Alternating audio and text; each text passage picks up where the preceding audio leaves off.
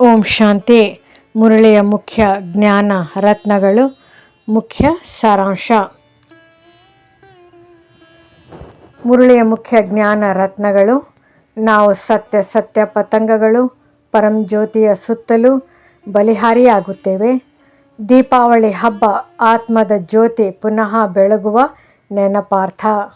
ತಂದೆಯು ಮಕ್ಕಳಿಗೆ ತಿಳಿಸುತ್ತಾರೆ, ನೀವು ಎಲ್ಲಿಂದ ಬರುತ್ತೀರಿ? ಆತ್ಮರೂಪ ನಾನು ಹೇಗೆ ಬರುತ್ತೇನೆ, ಏನು ಮಾಡುತ್ತೇನೆ? ತಂದೆಯ ಕಾರ್ಯವೇ ರಾಮರಾಜ್ಯ ಸ್ಥಾಪನೆ ಮತ್ತು ರಾವಣ ರಾಜ್ಯ ವಿನಾಶ. ರಾಮರಾಜ್ಯದಲ್ಲಿ ಸ್ವಲ್ಪ ಆತ್ಮರು, ರಾವಣ ರಾಜ್ಯದಲ್ಲಿ ಕೋಟಿ ಕೋಟಿ ಜನ.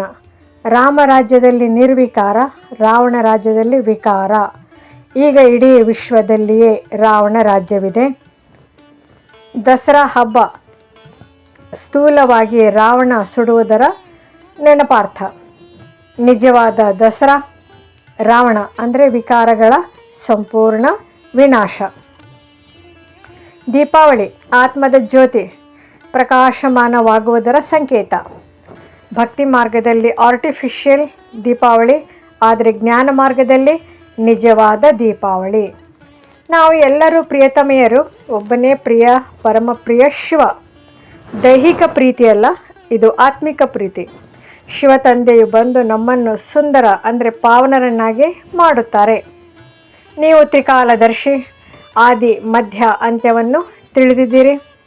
ಸ್ವದರ್ಶನ ಚಕ್ರಧಾರಿ ಎಂಬ ಶ್ರೇಷ್ಠ ಬಿರುದನ್ನು ಪಡೆಯುತ್ತೀರಿ. ಬ್ರಾಹ್ಮಣರಾಗಿದ್ದಾಗ ಮಾತ್ರ ಸ್ವದರ್ಶನ ಚಕ್ರಧಾರಿ ಆಗಬಹುದು.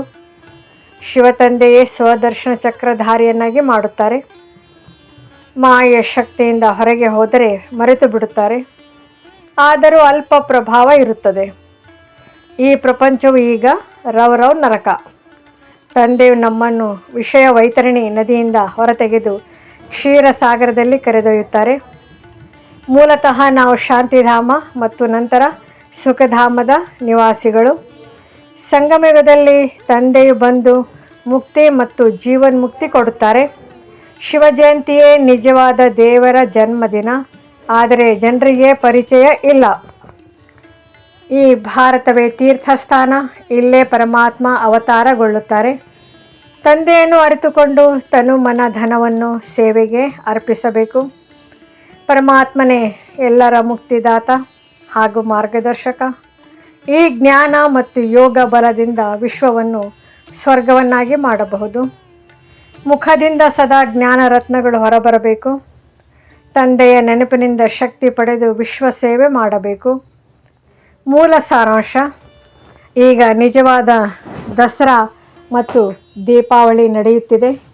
ರಾವಣ ಅಂದರೆ ವಿಕಾರದ ಸಂಪೂರ್ಣ ವಿನಾಶವಾಗುವುದು. ಆತ್ಮದ ಜ್ಯೋತಿ ಪುನಃ ಬೆಳಗುವುದು.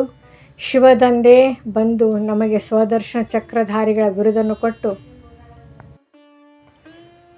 ವಿಶ್ವದ ಚಕ್ರವರ್ತಿಗಳನ್ನಾಗಿ ಮಾಡುತ್ತಾರೆ. ನಮ್ಮ ನಿಜವಾದ ಮನೆ ಶಾಂತಿಧಾಮ, ನಮ್ಮ ಗುರಿ ಸುಖಧಾಮ. ಇದನ್ನು ನೆನೆದು ತನು ಮನ ಧನವನ್ನು ಸೇವೆಗೆ ಅರ್ಪಿಸಿ ಸದಾ ಜ್ಞಾನ ರತ್ನಗಳನ್ನು ಹಂಚಬೇಕು.